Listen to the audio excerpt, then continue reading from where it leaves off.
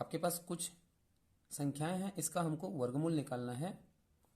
सबसे पहले आपको क्या करना है, इन सभी संख्याओं के वर्ग को जान लेना। जैसे 1 का वर्ग 2, 1, 2 का वर्ग 4, 3 का वर्ग 9, 5 का वर्ग 25, 7 का वर्ग 49, 8 का वर्ग 64, 9 का वर्ग 81, इस प्रकार। तो ये याद रखिएगा कि अगर वर्गमूल संख्या की इकाई निश्चित करनी है तो जिसके इकाई में 1 रहेगा, तो 1 रहने से उसका इकाई या तो 1 होगा या 9 होगा। इकाई में अगर 4 है तो उसका वर्गमूल संख्या 2 होगा या फिर 8 होगा। अगर इकाई में 5 है तो वर्गमूल संख्या का इकाई 5 होगा। अगर इकाई में 6 है तो वर्गमूल संख्या की इकाई 4 होगी या फिर 6 होगी। और अगर 9 है तो इकाई 3 या 7 होगी। ये कंफर्म कर लीजिएगा। चलिए एक संख्या का वर्गमूल निकाल लेते हैं। जैसे अगर वर्गमूल संख्या में 4 अंकों की संख्या होगी तो उसका वर्गमूल संख्या 2 अंकों की होगी। ठीक है, 2 अंकों की होगी। तो इसको आपको क्या करना है, 2 भाग में बांट देना है, एक दायां भाग और एक बायां भाग। दायां भाग से इकाई निश्चित करेंगे और बायां भाग से दहाई निश्चित करेंगे। इकाई जो होगा, अभी भी मैं आपको बताया था, इकाई में अगर 6 है, अगर इकाई का अंक 6 है तो 6 होने पर या तो 4 होगा या 6 होगा। तो इकाई ये कंफर्म हो गया कि या तो 4 होगा या फिर 6 होगा। अब हम दहाई निश्चित करेंगे कि उस संख्या की दहाई क्या होगी। तो दहाई आपको बाएं जोड़े से निकालना है। तो इसके पूर्व एक संख्या जो पूर्ण वर्ग है 16 और बाद में एक संख्या जो पूर्ण वर्ग है 25। 16 का वर्गमूल होता है 4 और 25 का वर्गमूल होता है 5। तो छोटी वाली संख्या को लेना है तो हमको यहाँ पे क्या रख देना है, 4। तो वर्गमूल 2116 का वर्गमूल या तो 44 होगा या 46 होगा। तो ये कंफर्म करना है कि 44 और 46 में से कौन सा है। तो आपको 4 से 5 को गुणा कर लेना है। 4 से 5 को गुणा करने पर आता है 20। और ये संख्या को देखिएगा कि बाएं वाली संख्या 21 20 से बड़ी है। तो अगर बड़ी है तो 46 आपका आंसर होगा। अर्थात वर्गमूल 2116 का मान कितना हो जाएगा, 46। चलिए ऐसी ही दूसरी संख्या को देख लेते हैं। जैसे 8281 का वर्गमूल निकालना है तो इसका भी वर्गमूल संख्या में 2 अंकों की होगी।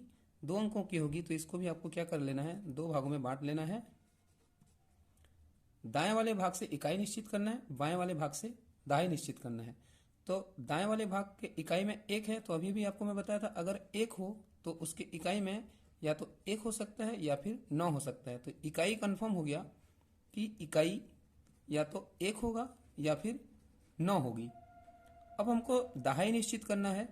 तो दहाई में क्या होगा, तो दहाई के लिए आपको क्या बताना है, इसके पूर्व एक पूर्ण वर्ग संख्या ढूंढिए जो कि 81 होता है, जिसका वर्गमूल होता है 9।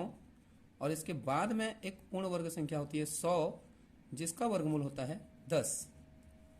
छोटी वाली संख्या को लेना है तो 9 ले लेंगे। तो ये कंफर्म हो गया कि वर्गमूल 8281 का वर्गमूल संख्या 91 होगा या 99। तो ये फिर निश्चित करना है। तो उसके लिए आपको क्या करना है, 9 और 10 को गुणा करके देखिए। 9 और 10 को गुणा करेंगे तो हमको मिलेगा 90। ये जो 82 है ये 90 से छोटी है तो छोटी वाली संख्या आपका आंसर हो जाएगा। तो वर्गमूल 8281 का मान कहलाएगा 91। चलिए ऐसी और एक संख्या का वर्गमूल निकालते हैं। वर्गमूल 11881 का निकालना है। चूंकि यह 5 अंकों की है तो आप ये याद रखिएगा, 5 अंकों की संख्या का वर्गमूल संख्या 3 अंकों की होगी। जैसे 5 अंकों की कोई संख्या होती है तो 5 धन 1/2 करके देखिए, 6/2 अर्थात 3। तो ये वर्गमूल संख्याएं कि कितने ठो अंक होंगे वो निर्धारित करता है, अगर विषम अंक वाली संख्या होगी। तो चलिए यहां से हम इकाई निश्चित करेंगे। तो इसके इकाई में क्या है, 1 है। तो अभी भी बताया था 1 अगर होता है तो उसकी इकाई में 1 या 9 होगा। तो 1 या 9 होगा, ये कंफर्म हो गया। अब 3 अंकों की संख्या है तो अन्य 2 अंक कौन कौन से होंगे वो आपको इस वाली संख्या से प्राप्त करना है। तो इसके पूर्व एक संख्या होती है पूर्ण वर्ग संख्या 100, जिसका वर्गमूल होता है 10। और इसके बाद में एक संख्या होती है 121, जिसका वर्गमूल संख्या होती है 11। ठीक है, तो छोटी वाली संख्या को लेना है तो यहाँ पे कितना हो जाएगा, 10। अब ये कंफर्म करना है कि इसका वर्गमूल संख्या 101 होगा कि 109।